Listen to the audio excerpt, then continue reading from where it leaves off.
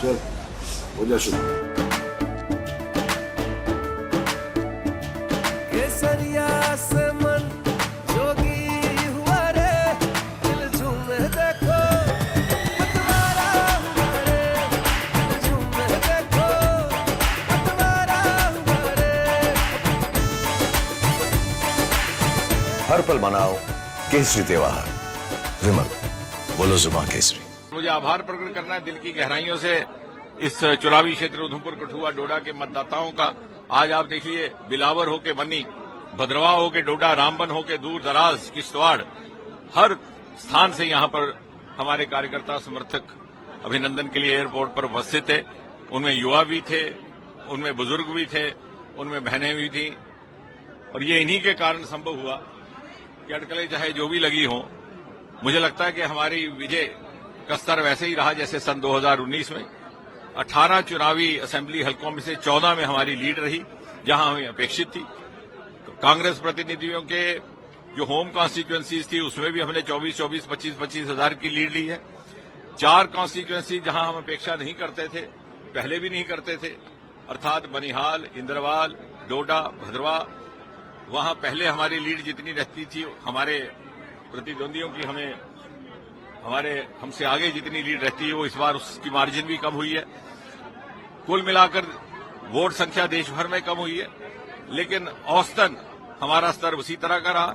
किसी भी अपेक्षित असेंबली हलके में हम पिछड़े नहीं हैं, और ये एक बहुत बड़ी उपलब्धि है। ये उस निरंतरता का संकेत है जिसके साथ हमारे सारे कार्यकर्ता इस चुनावी क्षेत्र के कामकाज में सेवा भाव से समर्पित रहे, और लोगों का और जमीनी स्तर के जो हमारे प्रतिनिधि थे, पंच, सरपंच, डीडीसी, जैसे आज आपने देखा होगा भारी संख्या उन्हीं की है, उनके साथ एक दिल का रिश्ता कायम करने में वो सफल रहे। कई कई ये जो बारीकी रिश्ते रहते हैं ग्रास रूट पर, जमीनी स्तर पर, ये कई बार बहुत बड़े स्तर पर उभरते नहीं, लेकिन वोट के समय इनका इजहार होता है, वो सारी दुनिया दिखा। मुझे आभार प्रकट करना है दिल की गहराइयों से इस चुनावी क्षेत्र उधमपुर कठुआ डोडा के मतदाताओं का।